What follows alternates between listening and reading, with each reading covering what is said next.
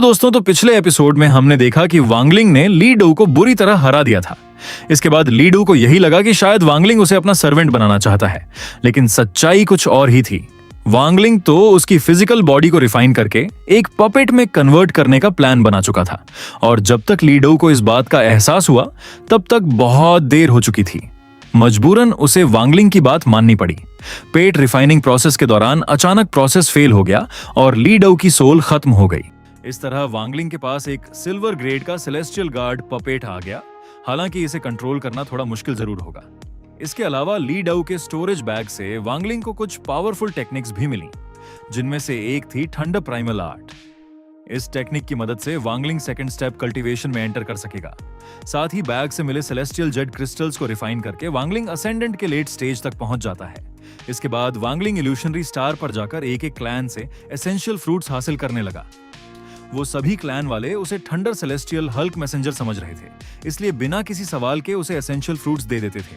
सारे फ्रूट्स इकट्ठा करने के बाद वांगलिंग आखिरकार यूनिसिया प्लैनेट की तरफ रवाना हो गया, जहां ग्रीड पहले से पहुंचकर बुरी तरह फंस चुका था। अब शुरू होता है नया एपिसोड। वांगलिंग अपने थंडर बीस्ट के साथ यूनिसिया प्लैनेट के बाहर पहुंच चुका था। वो अपनी गोल्डन सेवन स्वर्ड फॉर्मेशन का इस्तेमाल करते हुए सामने की घनी मिस्ट को काट रहा था। अपने मन में वो सोच रहा था, पिछली बार जब मैं यहाँ आया था तब इतनी ज्यादा मिस्ट नहीं थी। वो अभी यही सोच ही रहा था कि अचानक नीचे से एक टेंटिकल तेजी से ऊपर की तरफ आया। वांगलिंग ने झट से जंप करके डज किया, और तभी समझ आया कि वो टेंटिकल असल में वांगलिंग को नहीं बल्कि सेवन गोल्डन स्वर्ड फॉर्मेशन को रोक रहा था, क्योंकि वो फॉर्मेशन मिस्ट को काट रही थी। देखते ही देखते उस टेंटिकल ने सातों तलवारों को जकड़ते हुए नीचे खींच लिया। वांगलिंग समझ गया कि यहाँ कुछ गड़बड़ है। उसने फौरन अपने थंडर बीस्ट के पास जाकर कहा, तुम्हें गॉड शूटिंग चैरियट के अंदर जाना होगा। यहाँ खतरा बढ़ चुका है, बाहर रहे तो मेरे लिए मुश्किल बनोगे। थंडर बीस्ट ने बात मान ली और चैरियट के अंदर चला गया। इसके बाद वांगलिंग अपनी बॉडी के चारों तरफ एक डिफेंसिव फॉर्मेशन बनाते हुए धीरे धीरे नीचे उतरने लगा, और साथ ही एंशिएंट गॉड टू सी की मेमोरीज उसके दिमाग में चलने लगी। मून गेजर सरपेंट के 3 फॉर्म होते हैं। पहला, रोमिंग फॉर्म। इसमें वो बिल्कुल शांत होता है, कोई ऑफेंसिव एबिलिटी नहीं। दूसरा, स्लीपिंग स्टेट। इस फॉर्म में वो अपने सारे बालों को अंदर खींच लेता है और कोई भी शेप ले सकता है, प्लैनेट का या फिर किसी एंशिएंट गॉड की बॉडी का, यानी ये सरपेंट इस स्टेट में सो रहा होता है। तीसरा, अटैक स्टेट। ये सबसे खतरनाक फॉर्म है। इसमें उसके टेंटिकल्स इतने लंबे हो जाते हैं जितनी उसकी पूरी बॉडी। वो गुस्से में होता है और जो भी उसे इस स्टेट में देख ले उसे फौरन वहां से निकल जाना चाहिए। लेकिन सच ये है कि कोई भी जिंदा नहीं बच पाता। वांगलिंग ये सब याद करते हुए बोला, थोड़ी देर पहले जो टेंटिकल इतना लंबा हुआ, इसका सिर्फ एक मतलब है। मून गेजर सरपेंट अपनी नींद से जाग रहा है और थर्ड स्टेट में एंटर कर रहा है, और यही सच निकला। जैसे ही वांगलिंग नीचे आया, उसने देखा कि सामने बहुत सारे हेयर टेंटिकल्स हैं जो अभी पूरी लेंथ तक नहीं पहुंचे थे। मतलब सरपेंट अभी पूरी तरह थर्ड स्टेट में नहीं आया। वांगलिंग सोचने लगा, कहीं मेरे जाने के बाद पिछले 100 सालों में यहां कोई और तो नहीं आया था। वो यही सोचते हुए आगे बढ़ रहा था कि टेंटिकल्स ने उसे सेंस कर लिया और उसकी तरफ बढ़ने लगे। वांगलिंग ने झट से अपने पास से एसेंशियल फ्रूट्स निकाले और उन टेंटिकल्स की तरफ फेंकते हुए एक्सप्लोड करवा दिया। टेंटिकल्स कुछ देर के लिए स्लो हो गए। वांगलिंग ने समझाया, इन हेयर टेंटिकल्स के नीचे मून गेजर सरपेंट की सेंसरी नर्व्स होती हैं। अगर मैं एसेंशियल फ्रूट्स वहां तक पहुंचा दूं तो ये सरपेंट कुछ देर के लिए पूरी तरह एनेस्थेटाइज हो जाएगा।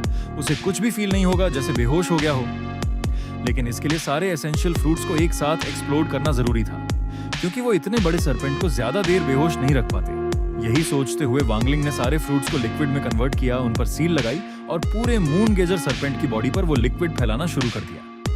बॉडी इतनी बड़ी थी कि इसे कवर करने में पूरे 3 से 4 घंटे लग गए, और इस दौरान वांगलिंग के 70 से 80% एसेंशियल फ्रूट्स खत्म हो चुके थे। वांगलिंग ने सोचा, सही वक्त आने पर जब मुझे हड्डियां निकालनी होंगी, उसी टाइम मैं सारी सील्स एक साथ डेटोनेट करूंगा। लेकिन इससे पहले उसे एक और काम करना था, यह पता लगाना कि यहाँ कोई और कल्टीवेटर तो नहीं जो उसका प्लान बर्बाद कर सके। वांगलिंग ने तलाश शुरू की और हवा में फ्लोट करती हुई थोड़ी सी सेलेस्टियल एनर्जी उसे मिल गई।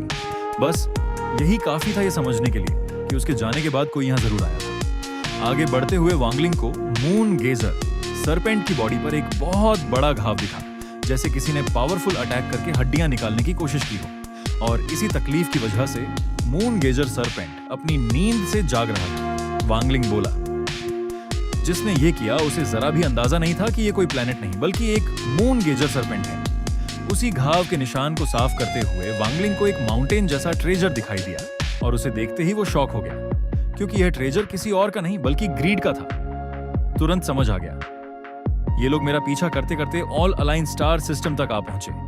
अब सवाल था, क्या ग्रीड अकेला आया था या पूरा ग्रुप साथ था? वांगलिंग ने झट से एक सिल्वर स्वर्ड निकाला और स्लैश अटैक लगाते हुए बोला, मैंने पहले ही 7 गोल्डन स्वर्ड फॉर्मेशन खो दी है। ये माउंटेन रॉक ट्रेजर मैं यहां नहीं छोड़ सकता। वो उस ट्रेजर को उठाने की कोशिश कर ही रहा था कि पीछे से एक छोटा मून गेजर सरपेंट हमले के लिए टूट पड़ा। वांगलिंग ने फौरन टाइम स्टॉप टेक्निक का इस्तेमाल किया और उसे हवा में ही फ्रीज कर दिया। माउंटेन रॉक ट्रेजर उठाया और तेजी से आगे निकल गया। आगे बढ़ते हुए वांगलिंग सोच रहा था, सिर्फ इस ट्रेजर की वजह से moon gazer serpent 3rd state में नहीं आया। ग्रीड ने जरूर कुछ और भी किया होगा। तभी एंशिएंट गॉड 2C की एक और मेमोरी उसे याद आई। मून गेजर सरपेंट की बॉडी के अंदर एक बेहद खतरनाक जहर होता है जो सिर्फ एंशिएंट गॉड ही झेल सकते हैं। ये जहर आता है मून गेजर फ्लावर से। जब भी उस फ्लावर पर जरा सा भी खतरा हो, सरपेंट पागलों की तरह गुस्से में आ जाता है और सामने आने वाले हर जीव को मार डालता है। और सबसे खतरनाक बात, जब यह सरपेंट मरता है तो वो उस मून गेजर फ्लावर को सेल्फ डेटोनेट करवा सकता है। उस ब्लास्ट में उस पूरे स्टार रीजन के सभी जीव तबाह हो जाते हैं, सिवाय उनके जिनके पास एंशिएंट गॉड का ब्लड लाइन हो। वांगलिंग सोचने लगा, कहीं ग्रीड ने गलती से उस मून गेजर फ्लावर को कोई ट्रेजर समझकर हासिल करने की कोशिश तो नहीं की, और जब तक उसे सच्चाई पता चली होगी बहुत देर हो चुकी होगी। लेकिन अगर मून गेजर सरपेंट ने ग्रीड को अभी तक पूरी तरह मारा नहीं तो यकीनन वो जिंदा रहा होगा, क्योंकि इस सरपेंट की एक खासियत है, उसकी बॉडी में एक होल होता है जहां वो खाई हुई चीजों का न्यूट्रिशन कंडेंस करके रखता है। धीरे धीरे वो उस न्यूट्रिशन को डिवोर्स करता है, यानी अपना एक्सट्रैक्ट भी जाया नहीं करता। वांगलिंग उसी होल की तलाश में निकल पड़ा। अगर ग्रीड को निगला गया है तो वो वहीं मिलेगा। कुछ दिन बाद वो बड़ा होल मिल गया जिसमें से बेहद बुरी गंध आ रही थी। लिंसोन तो मुंह बनाते हुए बोल पड़ा, छी, ये बाद में अपनी ही पॉडी खा जाता है, ये तो बहुत बदतर है। तभी उस होल की गहराई से एक आवाज आई, मेरी मदद करो, जो भी फेलो कल्टीवेटर बाहर है, प्लीज मुझे यहां से बचा लो।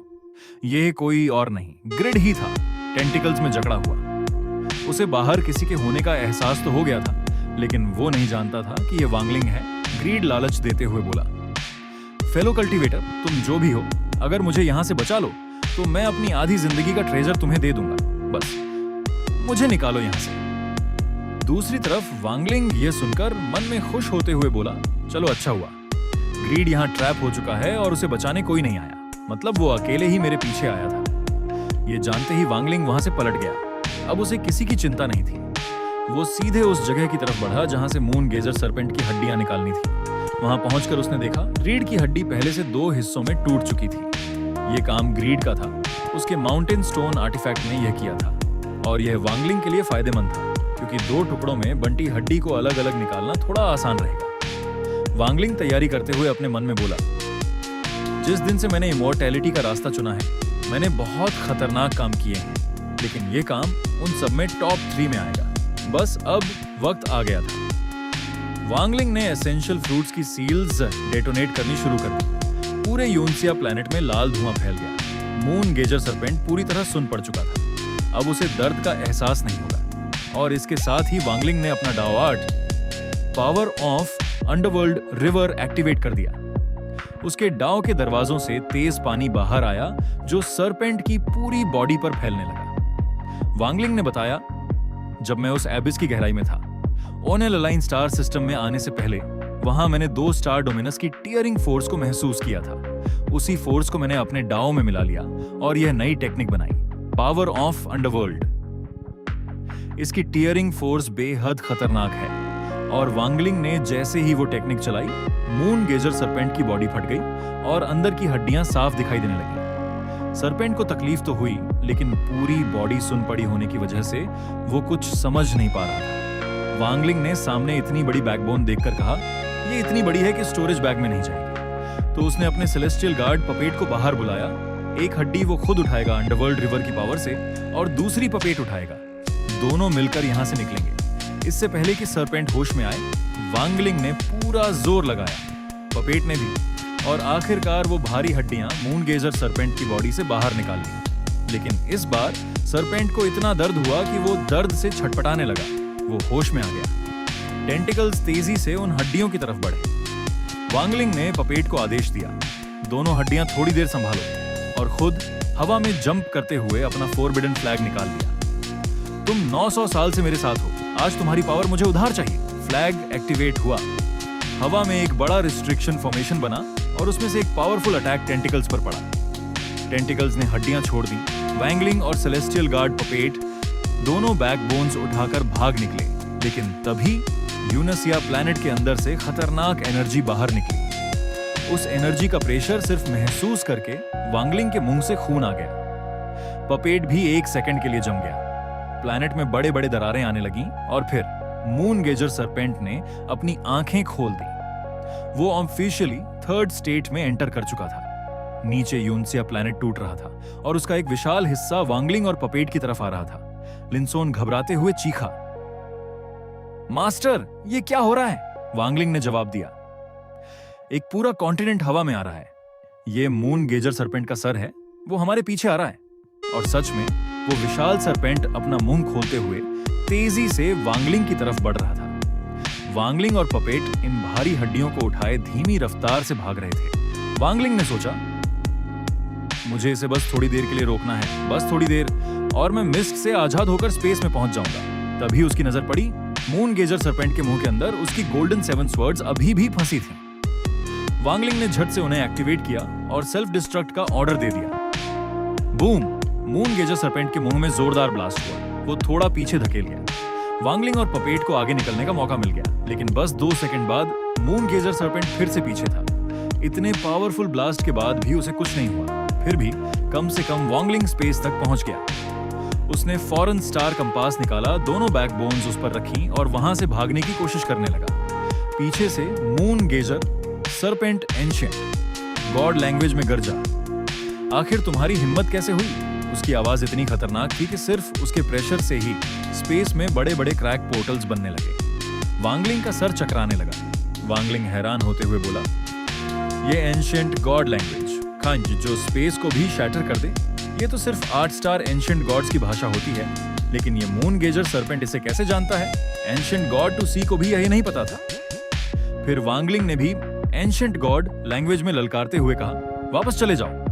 अपने ही मुंह से एंशिएंट गॉड लैंग्वेज सुनकर मून गेजर सरपेंट कुछ सेकंड के लिए शॉक हो गया, लेकिन तुरंत बाद उसने यूनसिया प्लैनेट को ब्लास्ट कर दिया। वांगलिंग ने अपने चारों तरफ शील्ड बनाई और उस प्रेशर को झेल लिया, और फिर मून गेजर सरपेंट अपने रियल फॉर्म में आ गया। वांगलिंग ने देखा और बोला, अब यह पूरी तरह जाग चुका है। असली खतरा अब शुरू हुआ था। वांगलिंग को हर पल कीमती था, जल्द से जल्द यहां से निकलना था। पीछे से मून गेजर सरपेंट अपना विशाल मुंह खोलते हुए वांगलिंग की तरफ बढ़ रहा था।